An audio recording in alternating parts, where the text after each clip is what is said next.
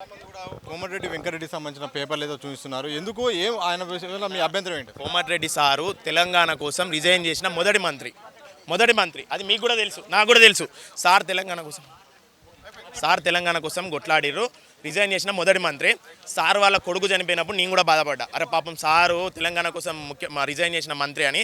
Sir ఈరోజు అంటారు అదేంటిది తీన్మార్ మల్లన్న నామినేషన్ రోజు పోయి తీన్మార్ మల్లన్న గారు పక్కపొంటి ఉండగా సార్ 46 సవరించాలంటే ఖచ్చితంగా సవరిస్తాము అని అన్నారు.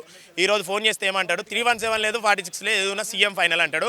మీ కొడుకు చనిపోయింది కదా సార్, మీకు ఎంత బాధ ఉంటుంటుంది? ఇక్కడ ఉన్న పిల్లలందరూ మీ కొడుకు వయసు వాళ్ళే. వీళ్ళని చూస్తే మీకు బాధ అనిపించట్లేదా? ఎందుకు దింపుకుంటా? ఈ స్థానంలో మీ కొడుకుంటే ఇట్లనే దింపుకునే వాళ్ళ మీరు? మాలో మీ కొడుకుని చూసుకోండి సార్, చూసుకొని మాకు న్యాయం చేయండి. అరే నా కొడుకున్నా కూడా నేను పిల్లలు కూడా నా వయసు వాళ్ళే, నా కొడుకు వయసు వాళ్ళే, వీళ్ళకి న్యాయం చేస్తా అని చెప్పండి. అంతేగాని 317 లేదు 46 లేదు అంటే ఇంకెన్ని రోజులు సార్ మమ్మల్ని దింపుకోవడం? 24 సార్లు కోర్టులో కేసు వాయిదా పడ్డది. 7వ తారీఖు కేజీ గారు అటెండ్ కావాలి, వాదనలు జరగాలి. చెప్పండి ఎందుకు అంటే రేవంత్ రెడ్డి ఇప్పటికి కూడా నేను మీ అన్ననున్నాను, ఏ సమస్య ఉన్నా పరిష్కరిస్తాను నాతో చెప్పండి కానీ దీక్షలకు వెళ్ళకండి అని చెప్తున్నాను. అట్లా చెప్పిండని మేము ఇన్ని రోజులు కాంగ్రెస్ గవర్నమెంట్ ఫామ్ అయిన కానీ ఎలాంటి గొడవలకు ఎలాంటి నిరసనలకు మేమేం పాల్గొనలేదు. ఇప్పుడు వచ్చినాక బల్మూరు వెంకటు వీళ్ళు ఇప్పుడు కాలయాపన చేసుకుంటే ఇక చేస్తాం తమ్ముడు అని చెప్పేసి మా ఉద్యమాన్ని నీరుగార్చే ప్రయత్నం చేసిర్రు. మొన్న గ్రూప్ 1, గ్రూప్ 2, గ్రూప్ 3 గొడవ జరిగినప్పుడు కూడా మేము పార్టిసిపేట్ చేద్దామని మేమందరం ప్రయత్నం చేస్తే ఆ ప్రెస్ మీట్ పెట్టి శ్రీధర్ బాబు మిగతా ఈ గ్రూప్ 1, గ్రూప్ 2 పోస్టుల ఇంక్రీజ్ అనేది లేదు కానీ జీవో 46 రద్దు చేస్తామని ప్రెస్ మీట్లో చెప్పిండు.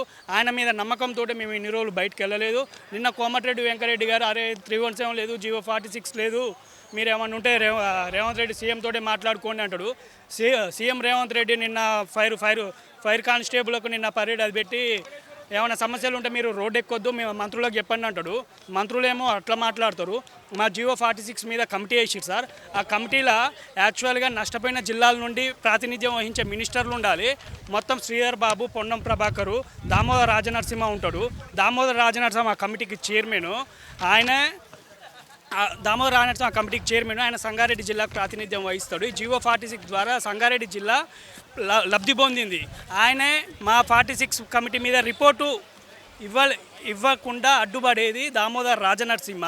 మాకు నష్టపోయిన జిల్లాల నుండి ప్రాతినిధ్యం వహించే కోమటిరెడ్డి వెంకరెడ్డి, రేవంత్ రెడ్డి, ఈ పొంగులేటి శ్రీనివాస్ రెడ్డి, తుమ్మల నాగేశ్వరరావు లాంటి మంత్రులు మాకు న్యాయం చేయకుండా అసలు ఎలాంటిది లేదురా జీవో 46 లేదు 317 లేదని చెప్పేస్తారు.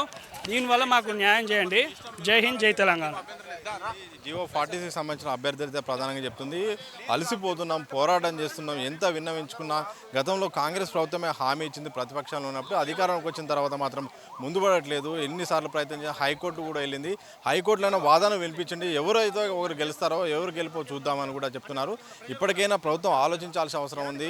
మాకు ఎంత పోరాటం చేసినా ఎంత చేసినా కానీ ఎన్ని హామీలు ఇస్తున్నా తప్ప అది నెరవేర్చట్లేదు. సీఎం రేవంత్ రెడ్డి ఒకవైపు అయితే నిరసనలు చేయొద్దు నాకేమన్నా చెప్పంటున్నారు, కానీ విన్నవించుకుంటే మాత్రం ముందుకే సాగట్లేదని చెప్తున్నారు. మరోవైపు కోమటిరెడ్డి వెంకరెడ్డి చేసిన వ్యాఖ్యలు కూడా మమ్మల్ని బాధించాయని కూడా జీవో 46 సంబంధించిన అభ్యర్థులు మాత్రం ఆవేదన వ్యక్తం చేసిన సందర్భం మాత్రం హైదరాబాద్లో కనిపిస్తుంది. కెమెరా పర్సన్ సంతోష్తో సతీష్, దిశ టీవీ, హైదరాబాద్.